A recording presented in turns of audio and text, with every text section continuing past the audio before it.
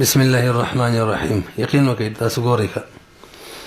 قاعدة نمبر 47 التابع لا يفرد بالحكم.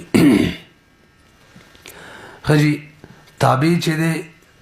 دا په حکم کې ځان لکېږي نه، مستقل طور به په تابع باندې حکم نه لګي. بل تعبیر دی التابع لا يفرد بالحكم ما لم يسر مقصودا. دی ما لم يسر مقصودا دا قید ذهن کې وساتئ کا. ورسته د قیودات او شرایط بیان دی قاعده کې کو نوې کې براله به دار شي. او بل تعبیر الاذن في المتبوع اذن بالتبع. مطبوع کی اذن چی دا په تبع کی اذن وی. الفاظ لراشي التابع کذهن کی موي مخکې قاعده کې ویلیو التابع او تابعون کی چې تابع نه مراد جز د شیم دی او کل جز د شیم دی دوا او د شی اوصاف هم تی مراد دی او د شی ضرورت هم تی مراد دی. دا څه وکنه مولوی صاحب دلته تابع نه مراد جز دی بس اولنې. التابع جز د شی چې دی لا يفرد بالحكم دا د شی نه غیر په دی حکم نه لګي دا معنی شو. او به دا جز کله حقیقي وي لکه د حیوان خپش ولا څرمنې ولا یعنی داسې جز وي چې دا غیب بلری کولو کې هغه کل ته ضرر وي، او کله جز داسې چې هغه لري کولو کې ضرر نه وي جز لکه وړی د ګډ. تاسو په خبرو پیږئ. برحال التابع کی چې کم تابع دی دی قاعده کې ردی نه اول تابع جز مراد دی که هغه حقیقي وي او که حکمي وي. شیخ وهبة الزهري لیکي المراد رحمه الله المراد من التابع ها هنا التابع الذي هو من قبيل الجزء او كالجزء. دا مر سره مرګره کې جز یا کالجزء وي. البته اوصاف د شی ضرورت هغه او ته نه شامل. دا ورستو قاعده کې راشي هغه ته نه شامل. هجي مفهوم د قاعده مليسب دي قاعده په مفهوم کې من څلور قسمه عبارات ذکر کوو نو تاسو به توجه سره واورئ باقي ور سره به ګورو. اول عبارت دا ده مفهوم د قاعده دا ده چې احکام شرعیه په سلسله کې توابع چې د معدوم په درجه کې دی پوری حکم نه متعلق کیږي بلکې اصل حکم لګي په مطبوع باندې او په دیو باندې به د هغه په ضمن کې لګي. لکه یو سړی حیوان خرڅ کی نو د هغه په خېټه کې که بچی وي یا د حیوان کم نور آزادي مثلا خپي غوګونه وغیرہ هغه هم د حیوان په بای کې هغه مراد نو مستقل حکم باغې نه لګي بلکې د بای په حکم کې هغه معدوم وي.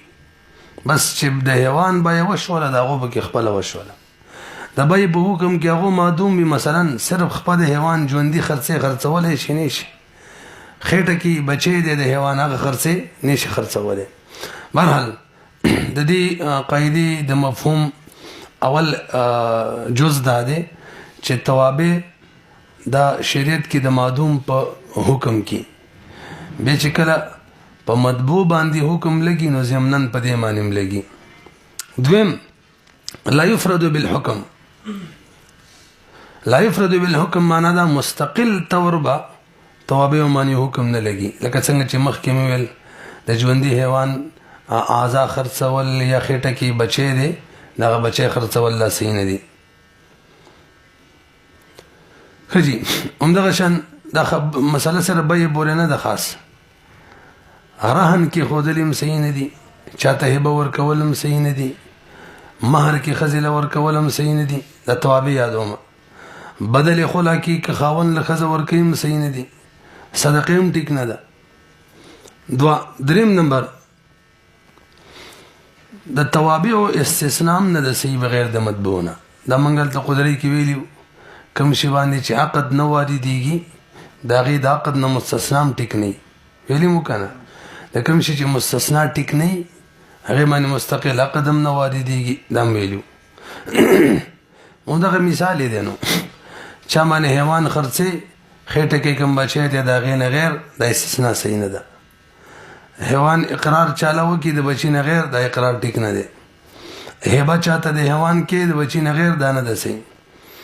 دغه شان مهر کې ښځې له حیوان ورکې خېټه کې کوم بچی دی د هغې نه غیر دا نه ده صحیح. ټول به کې لګي. 3 نمبر غصب رهن او مبیعه کې هم د دې حکم د زوایدو دی. څه معنی؟ یو سړي غوا پټه کړله خېټه کې بچی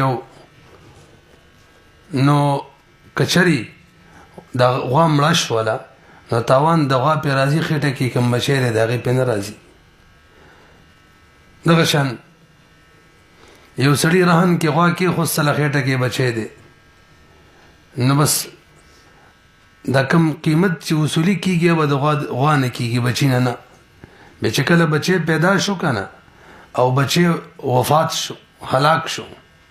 دې صورت کې المضمون بالاقل من الدين ومن القيمه قصه بده کې نه جاری کیږي بلکې اصل غوا کې به جاری کیږي. البته من قدرت کې ویلو کو غام لا شولا بچي باقی به با داراهن دا بچي انفکاک د بچي وکي او به قیمت اندازه لګي د اصل یوم القبض په اعتبار سره او د بچي د یوم الانفکاک په اعتبار سره ویلو مکنه. خجی مخکې راځي اوس د دې قاعده د مفهوم د باره موږ 4 اجزا بیان کړه. د مفهوم په بعضې اجزاو کې قیودات دی او انتهایی اهم دی هغه لږ راځي ورله څه شرایط ورته وي که قیودات ورته وي. کوم اول جز د مفهوم چې وایي شریعت پرنا کې توابع چې دا د معدوم په حکم کې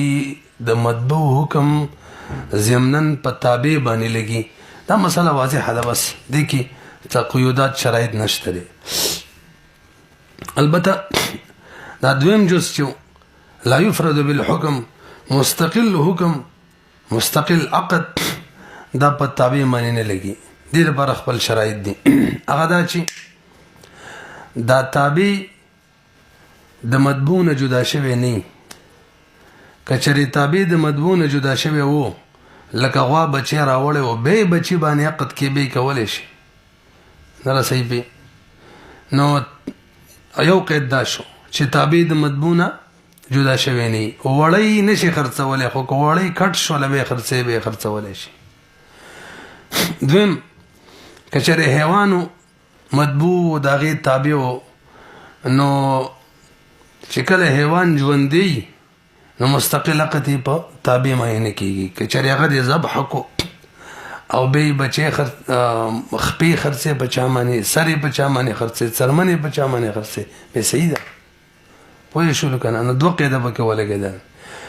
یو دا چې جدا شوی نه وي او دویم دا که حیوان وي چې ژوندی نو که ذبح شلو بیا جایز ده. مخکې راځي دویم بلکې دریم قید مفهوم کې دریم جز ویمه. دریم جز موږ دا لګولی و چې تابع به د عقد نه مستثنا کېږي هم نه داسې ویلي و که نه. نو راځئ د دې هم لږ بیان وکړو. انتهایي مزیداره خبره ذکر ده. اصل کې تابع مستثنا کېدل او نه مستثنا کېدلو کې 3 صورتې دي. اول عقد به وي او د معاوضات مالیو سره به تعلق وي. دویم عقد به وي او معاوضات غیر مالیو سره به تعلق وي. او دریم نمبر وصیت به مجموعات څو صورتونه شو 3. نو مفهوم کوم دریم جز موږ لګولی دی چې مستقل طور استثناء د توابع بنی سي. نو دې کې دا اول سره ولګوي اول صورت سره چې عقد وي او تعلق د معاوضات مالیو سره وي. نالته حکم دار کې استثناء پکې ولګي نو استثناء په وجه دغه عقد هم باطلیږي. غوا در باندې در خرڅومه بچی نه غیر حمل نه غیر بچی نه مقصد زمونږ دی چې هغه خېټه کې کوم بچی هغه یادوم. غوا در خرڅومه خپو نه غیري ژوندی غوا خرڅوي ښه د خپو نه غیر دغه شنچیلی وغیره دا اوس جایز نه ده. ښه استثناء خلاصه کې هغه عقد هم ورسره فاسد شو. دغه شان حکم د اجارې هم دی. اجاره باندې غوا در کومه خپو نه غیري. دغه شان حکم د رهن هم دی. بهرحال په دې کې به مستثنا منه او مستثنا یعنی عقد او څوک چې مستثنا کوي دواړه به ختم شي فاسد بشي. دیم صورت چې د معاوضات غیر مالیه سره تعلق وي لکه هبه دا معاوضات دي کنه خو مالی خو نه دي بس چاله څور کول دي هغه نه یوس کې څه خصل نه دي صرف د ثواب نیت دي ثواب خصل دی هغه ایوازي مالی دی نه نکاح ده هغه کې بوزعه خصل دی هغه ایوازي مالی دی نه دغه شان خلع ده خپل بوزا خلاصي دم عمد دی دم عمد صلح ده. دلته حکم دا دی چې استثناء به کې باطل یو عقد بسوي بيدا غواتا ته هبه کومه د حمل نه علاوه نو دا استثناء باطله غوا سره د حمل هبه صدقه کومه غوا سره د حمل صدقه خزي ته مہر کې غوا در سره په مہر کې قدمه حمل غیر سره د حمله مہر شلو دغه شان خلع کې خاون سره کوي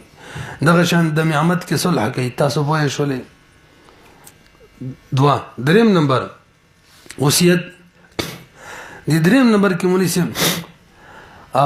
استثناء صحیح ده او قدم صحیح ده نه رسې پی دریم نمبر کې خو استثناء له اعتبار نو او د دریم نمبر کې استثناء له اعتبار ده الک ازما دا غوا چې ده دا دی ازما د مرګ نه پس پلانکی ته ملاوي شي خود حمل نه علاوه بس دا صحیح دي. حمل اقرار د حمل وصیت چا د پاره کوي دم صحیح ده وصیت کې خدا ده چې عقدم په واردېږي باقاعده په تابع باندې او استثناء هم صحیح ده. بهرحال څو صورت شو درې کچري معاوضات مالیو نو التوا استثناء په وجه عقد هم باطلېږي او که معاوضات غیر مالیو نو التبا استثناء باطلی او عقد کې بټول شی راځي او کچري وصیتو او بیا عقد د وصیت هم صحیح دی او استثناء هم صحیح ده. ورسېدلې بي خجي دریم جز من ویلو چې که خیال می دریم که څلورم جز شو دریم کوم دا ویلو کنه څلورم جز دا چې غصب رهن مبيع وغيره کې به د زوایدو اعتبار نه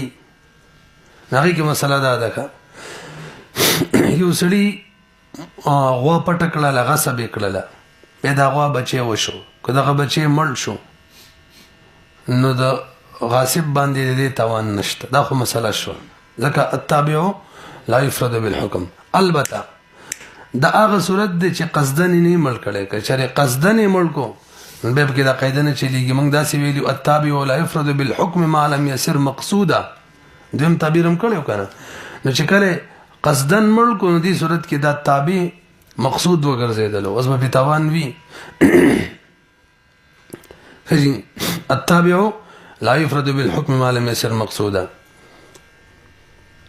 هم دغه وجه ده یو سړی یو حامله ښځه لته باندې ووایي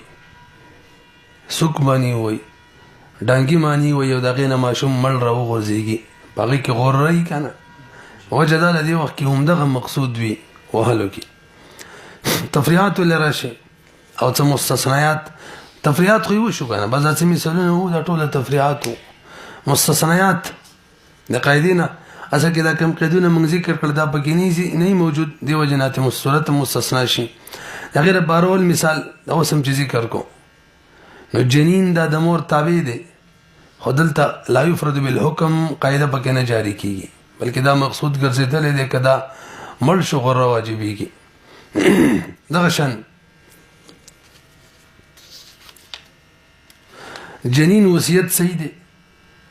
دا هم دا قاعدې نه مستثنا ده په کار خدا و چې وصیت یې نه وي صحیح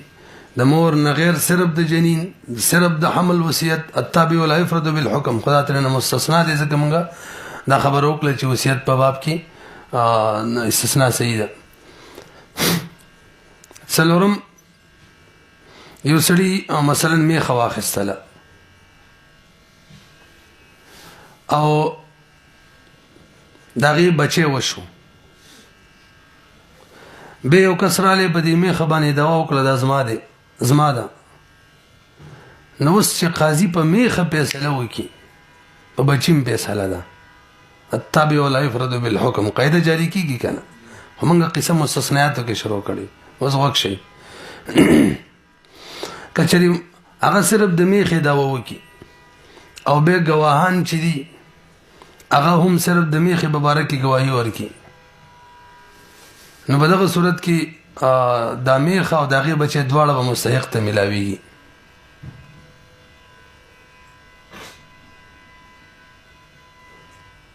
پوه شولې به څنګه مو ویل اول صورت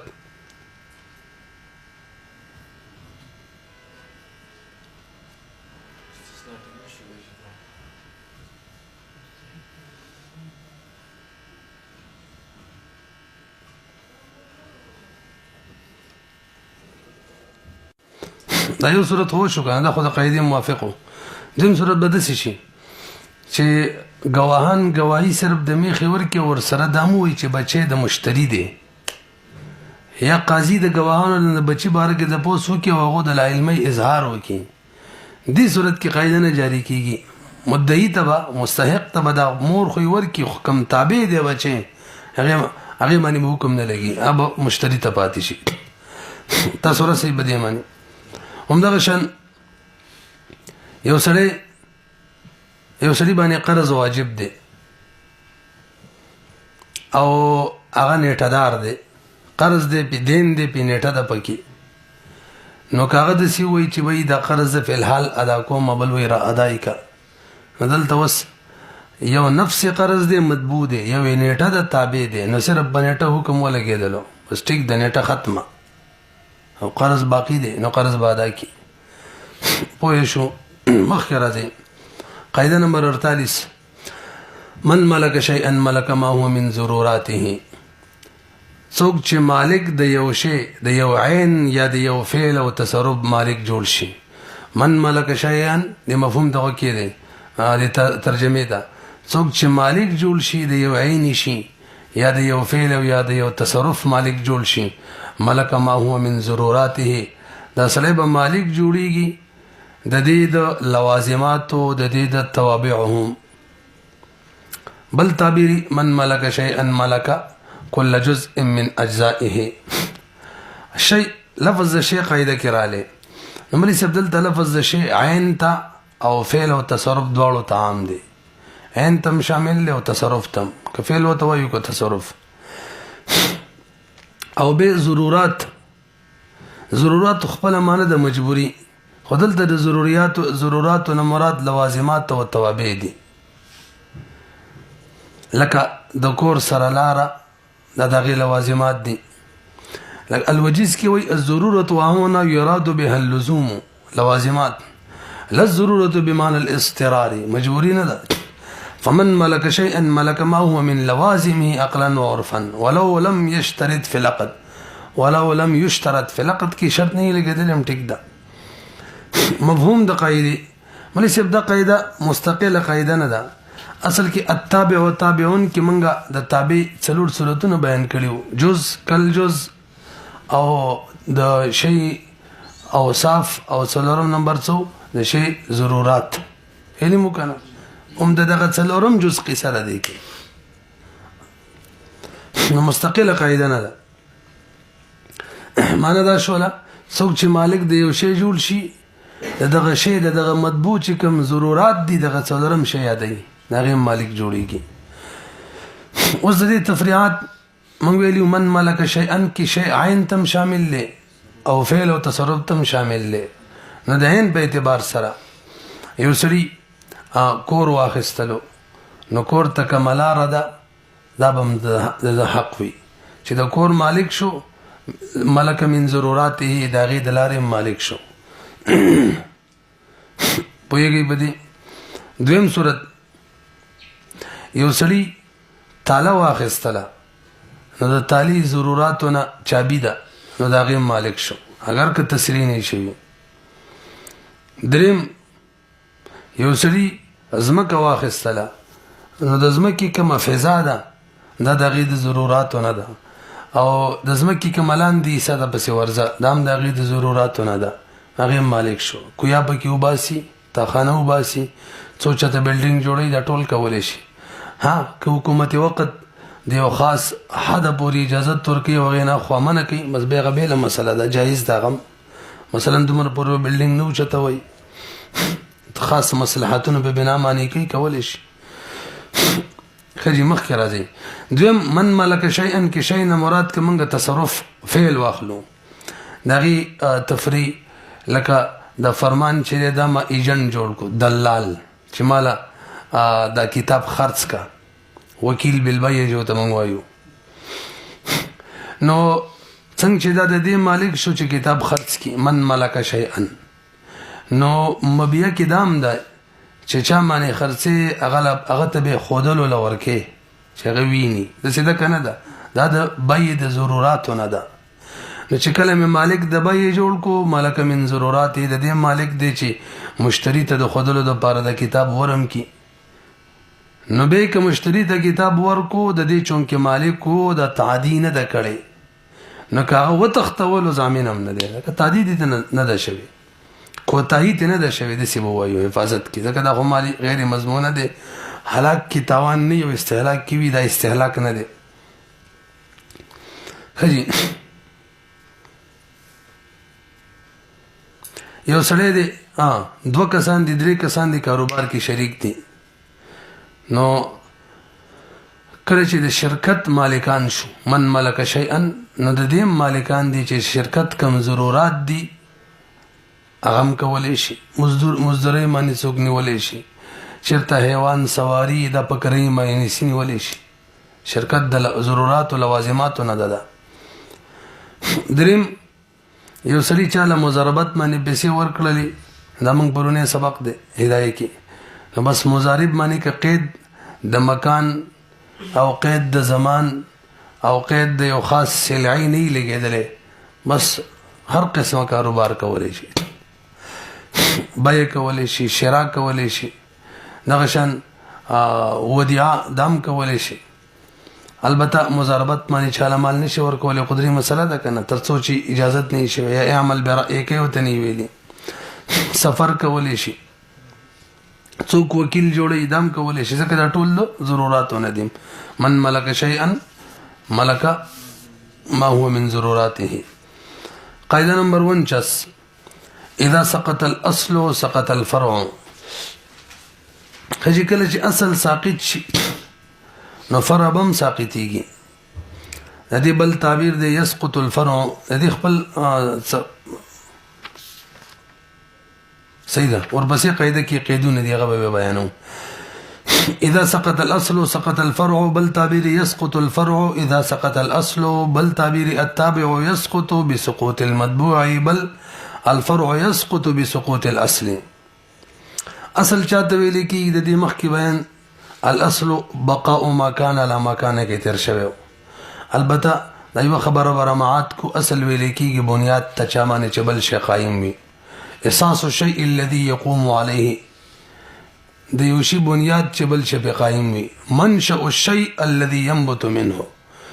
د یو شی منشأ مبدا چې دا غینه بل شراخیږي، لکه د بوټو د پاره زمکا. فرع چاته ویل کیږي چې څوک په بل چا باندې بنای، لکه دیوال باندې چت، لکه دیوال پزمکا، دا ټول فرع ده. الفرع خلاف الاصل وهو اسم لشيء يبنى على غيره، چې هغه د دې بنا بغیر معنی شوی. مفهوم د قاعده واضح دی چې فرع دا د اصل په سقوط سره ساقطيږي، ځکه فرع موقوف په اصل معنی، نو چې موقوف علیه ساقط شي اصل فرع هم ساقطيږي. او دا خو هیڅ خبره ده، که دیوالونه راو غورځيږي چت بم راو غورځيږي، دا سیده کنه مخکې راځي. البته دا خبر ځین کې وساتئ چې د قاعده عکس نه دی. اذا سقط الاصل سقط الفرع، نو دا څنګه ده چې اذا سقط الفرع سقط الاصل، نه فرع بساقطيږي اصل بني. چت بلری کې دیوالونه به میوي فرع ده، بوټي اصل له میوي لري کې بوټي به تفریعات. یو سړي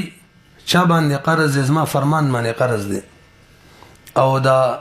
عباسي ضامن جوړ شو، کفیل چې ته مونږ وایو. نو چې کله داین مدیون لرا بری کی نو بس کفیلم بری کیږي اذا سقط الاصل ذکر مدیون اصلی او دا کفیل چی دای فرعی منګه قدرت کې مسله ویلی و هدايه کې چې کله یو سړی قسم وخوري د جام کې کې موبدي دا به تر ماخه مزس کمن او په پکې نه او یا ای ماخام نمخ کې مخ کې واړی په دې صورت کې قسم هم ختم شو ځکه قسم په وبو معنی او په اصل لینو اذا سقط الاصل سقط الفرع قسم باغي بنا او د فرع او دام ختم تاسو پیږئ خدا تر ماخه مقید مې لګولې وکړه ځکه موږ ویلي چې موقت اشیاء کې وخت اخر له اعتبار وي نګوي چې قسم دارو مدار په وخت اخر معنی او نکو بنوي خوشته دینه او کوي او ماخام نه مخ کې وخت وي نو وخت اخر کې هم نوي دوړ یو حکم شو که مطلق به حکم بدليږي درېمه تفریع منګه قدرت کې ویلو کله چې موکل لیونی شي محسن ته جوړ شي یا سي عام پاگل شي یا مړ شي یا نور کوم صورت پیش راشي مطلب مثلا مرتد شي ټول صورتونو کې وکالت ختميږي ځکه موکل اصل له وکیل فرع ده چې موکل ختم وکیلم ختم لس صورتونو کې د وکالت یو له صورتونو تقریبا بیان کړی قدرت کې درې وکیل کیو د وکالت د ختمېدو درې صورتونه او په موکل کیو څلورمه مسله التفریع یو سړی پچا باندې څه خرڅ کړه او الله مشتری ته حواله کړی نو چې مبيع هلاک شو دا منګه ولني درس کې د وی ویلو چې کله مبيع د قبضې نه مخکې هلاک شي به ختميږي وجه سي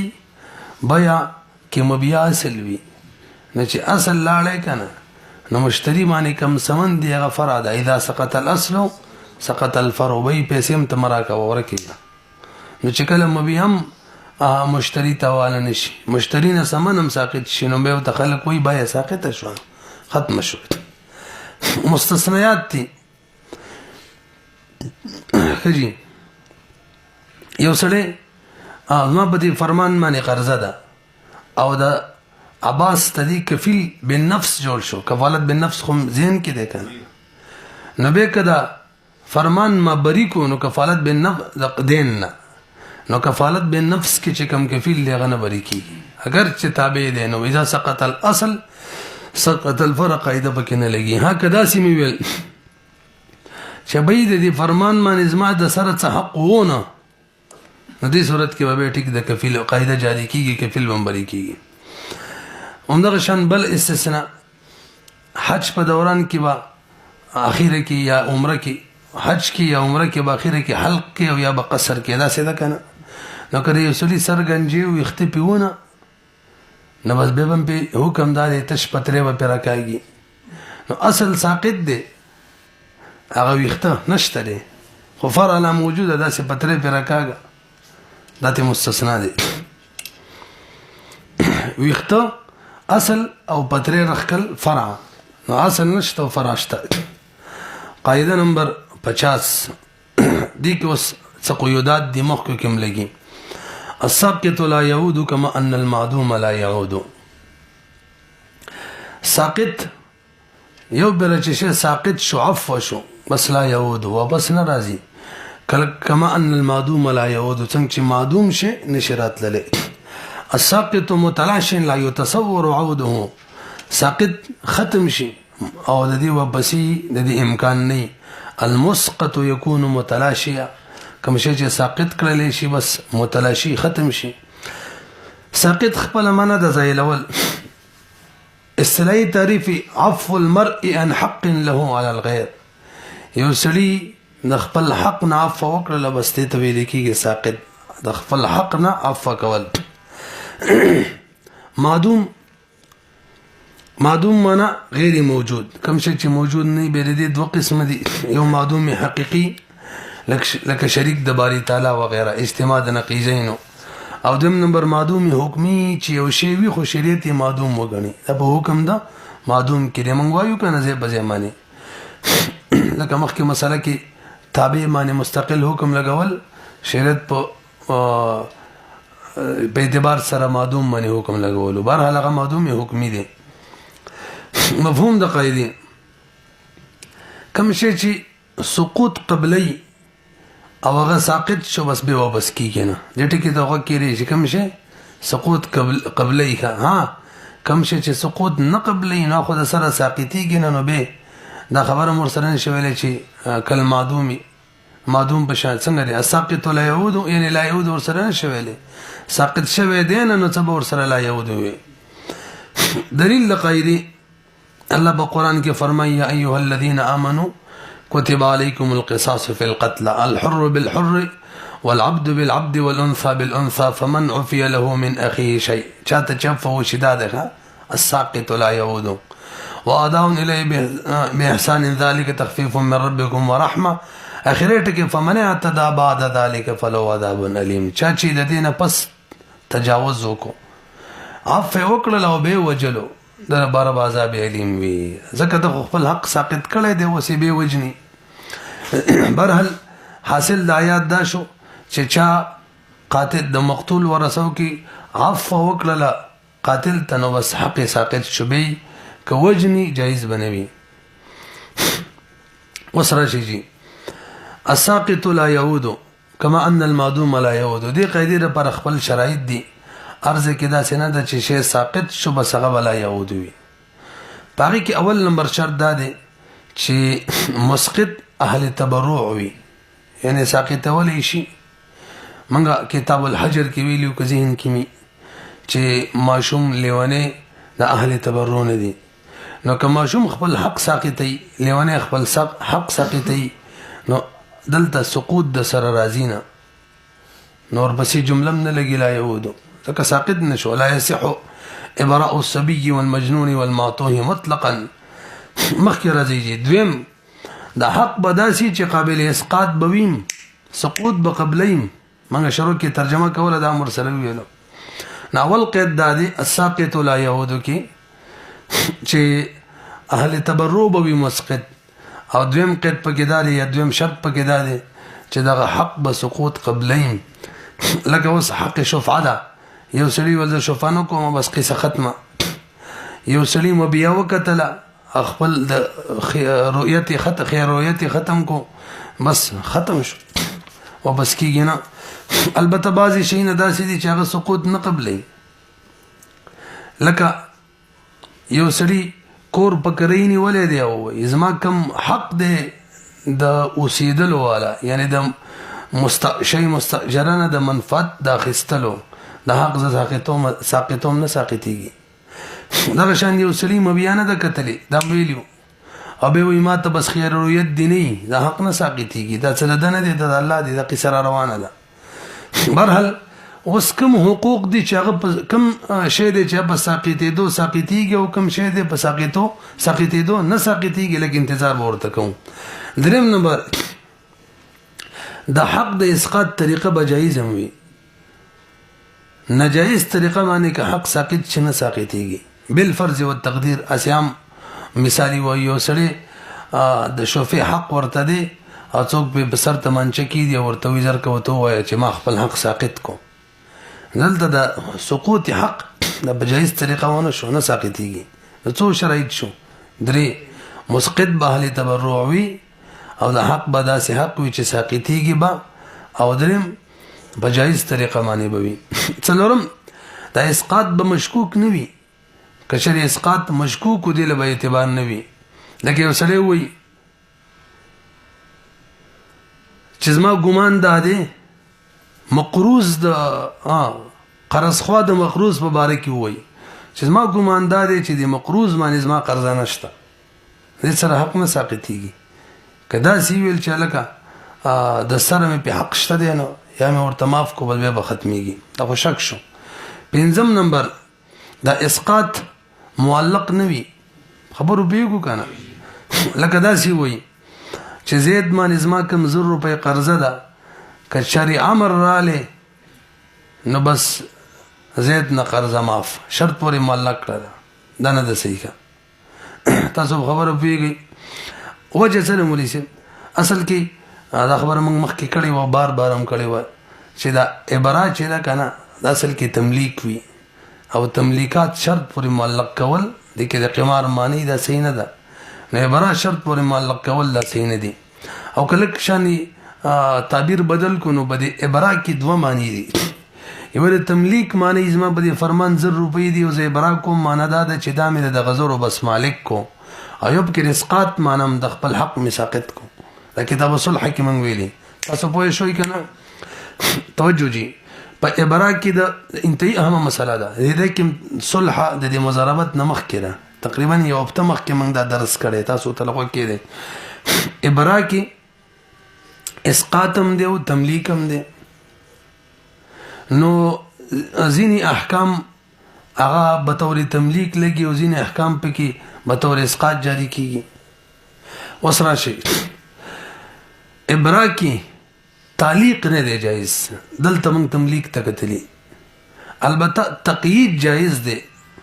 دلته اوس موږ اسقاط ته کتلی قید صحیح دی او تعلیق نه دی صحیح او که ذهن کې مني د صورت منقدرې کې ویلو یو سړي ببل 100 روپۍ دی ورته وایي چې کچره سبا پورې دی 500 ادا کړلې باقیونه به ته بری هم ویلو کنه کچره 500 دی ادا کړلې غدن قید بلګه کا صاحب د 15 صورتونه ذکر کړی دي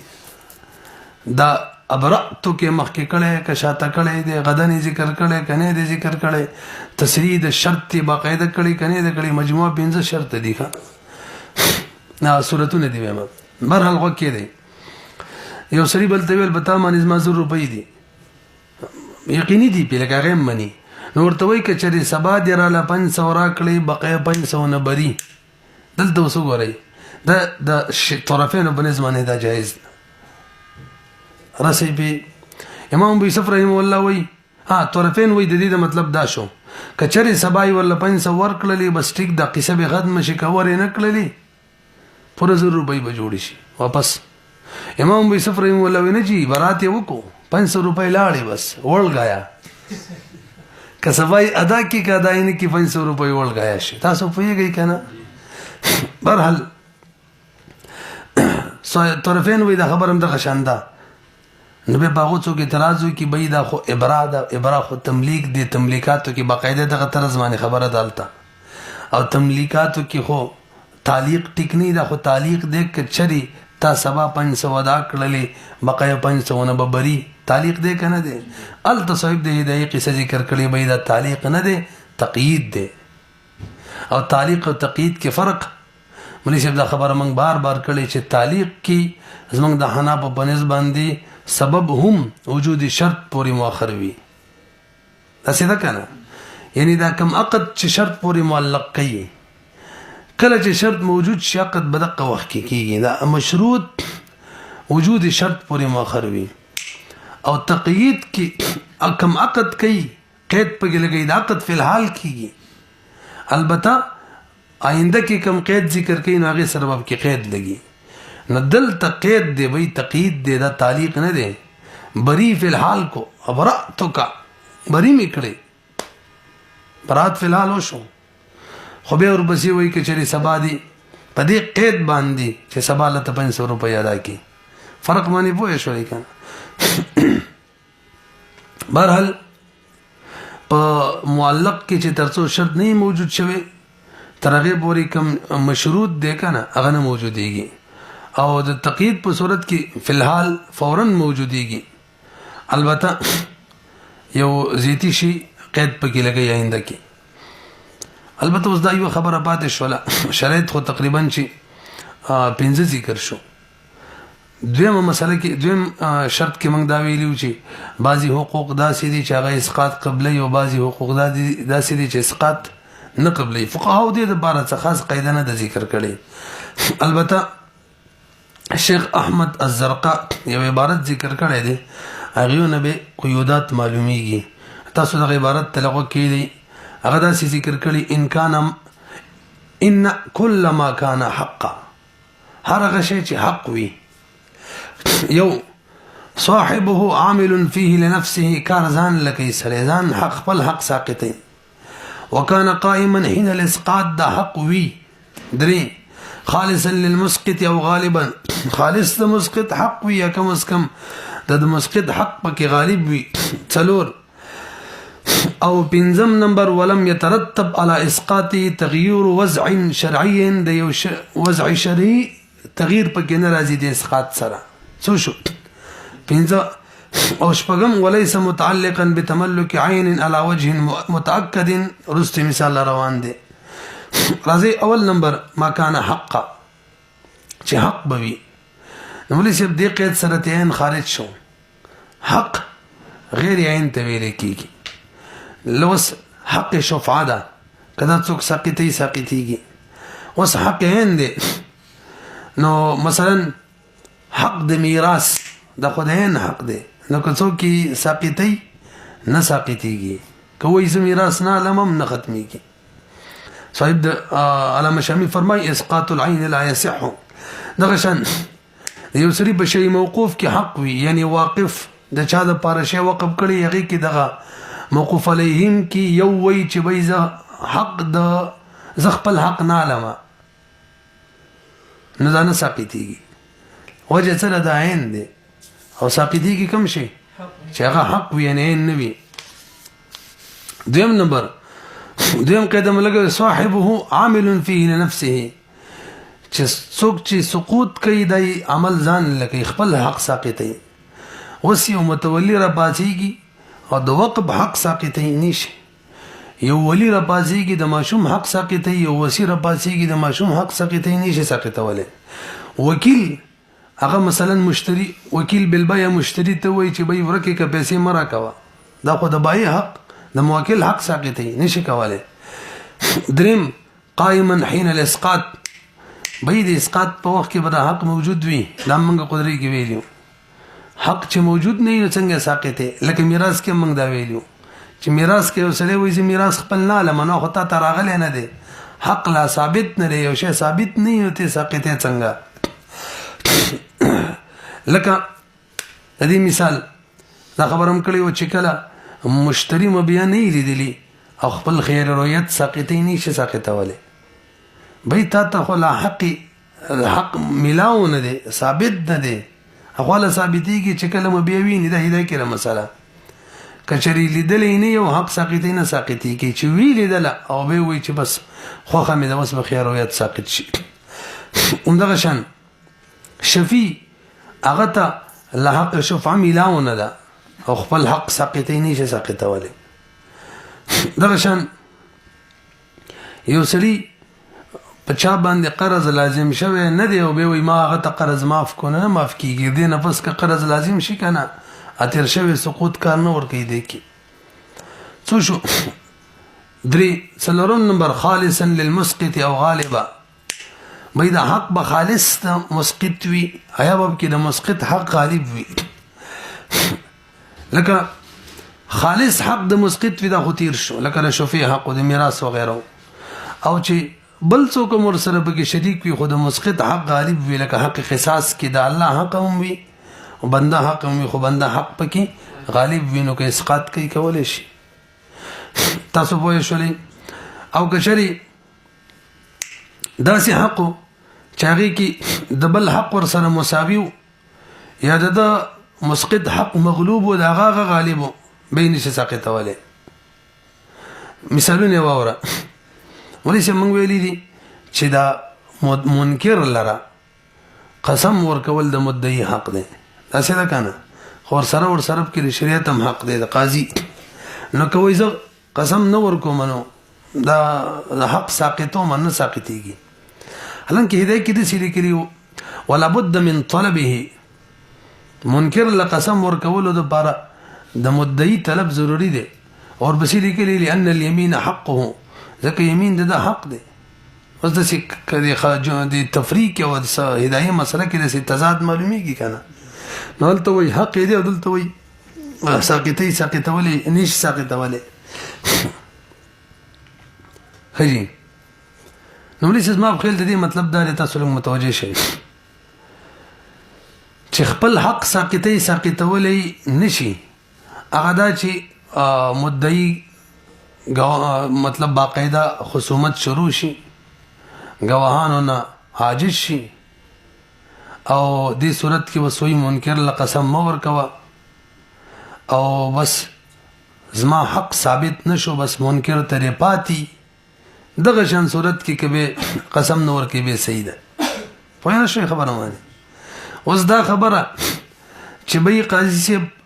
مالته حق والا قسم نه غیر قسم دې نه کوي خیر دې حق تر والا اوس نه ساقطه والی نه صحیح بل حقم بکې دی اندغه شان هدي قذب دی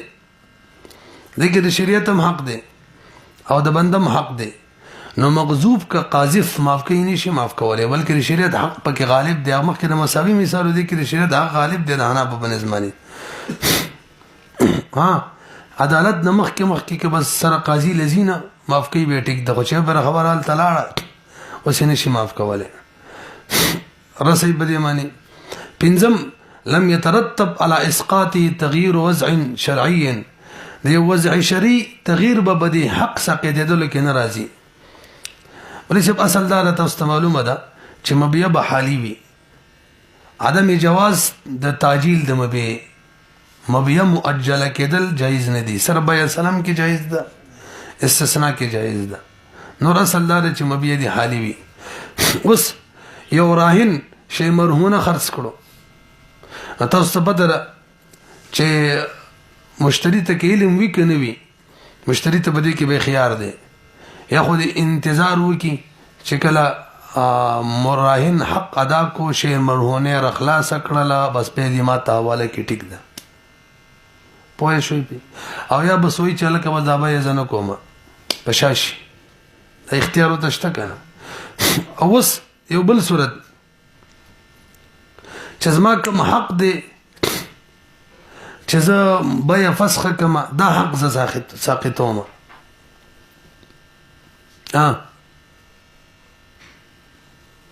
ما ته کوم حق دی چې زه بیا فسخ کوم بسوره کېږه نه فسخ دا حق د زما ختم شي به دا حق نه ختميږي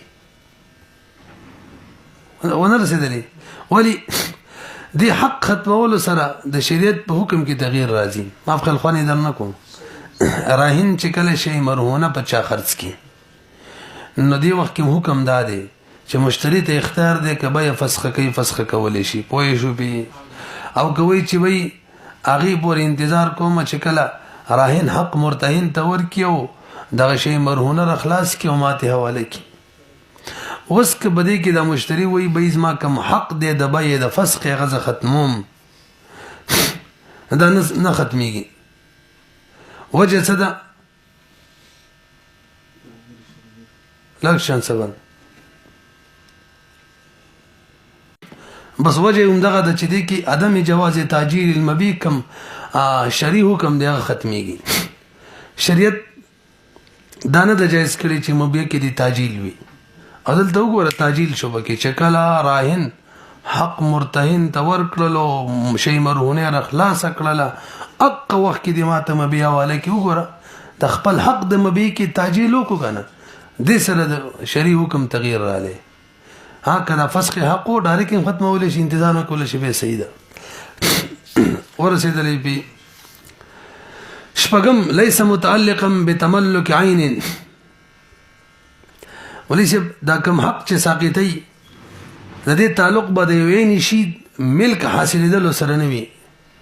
یو سره دی یو شي مالک جوړيږي هغه سره به د تعلق نه وي لکه زه دی فرمان ته مثلا د کتاب د موبایل هدیه کوم هبه کوم وتا او به ویم چې تاسو به درچې واهب ته د رجوع حق وي هبه کی او زه مې چې به ما ته د کم حق د واپسې مې د ما ساقط کو نه ساقطيږي زګه دلته متعلق دی بتملک العين عين سره زما د حق متعلق دی چې هغه عين شی زما دی واپس کولې شم نو دا حق څه ساقطوم نشم ساقطوله اوس په شولې مجموعي تور باندې شپږ شو ان كل ما كان حقا يودا چې حق وي صاحبه عامل فيه لنفسه دعاء وكان قائما حين الاسقاط موجود وي او دریم خالص حق د مسقط وي غالب وي او څلورم په دې سره حکم شرعي متغیر کیږي نه اوم د متعلق ملکین پوری نه ویل کا شی موهوب پوری چې د واهب ملک متعلق وي اوس لږ تفریحات واورئ زر مولوي صاحب بایع ته حق شته دی چې مشتری ته ووایي تر څو چې دې پیسې نه یې راکړي تر هغې پورې مبیع نه در حواله کومه حبس مبیعي خبر هم کړې وه که نه لکه اوس بایع دا خپل حق ساقطوي څه معنی مشتری ته مبیع حواله کوي خبره ختمه یا مشتری قبضه کول او څه نه ویل بیا هم خبره حق ساقط شو همدغه شان مولوي صاحب موږ ویلي کله چې یو اجیر داسي چې د هغه د عمل په عین کې اثر وي نو هغه ته دا حق شته دی چې که چاله چې کار کړی هغه ته وایي روپۍ راکاله به د عین در کومه ټیلر وایي چې روپۍ راکاله به کپړې در حواله کومه دا قدري مسلې دي که نه نو دا حق شته که ساقطوي کپړې ورته ورکړلې او بیا وایي واپس یې راله راکړه بیا ساقط لا یعودو قصه ختمه شوې دغه شان مرتهن که شی مرهون راهن ته حواله کو حق خپل ساقط کو نو بس لاړه ساقط لا یعودو دوباره تی نشي اخیستلی دغه شان مبیع وکتل خپل رویت خیر رویت ختم کو هغې نه پس به خیر رویت استعمالی نشي استعمالولی د خیار استعمالی نشي ساقطو لا یعودو کما ان المعدوم لا یعودو بس یې کوي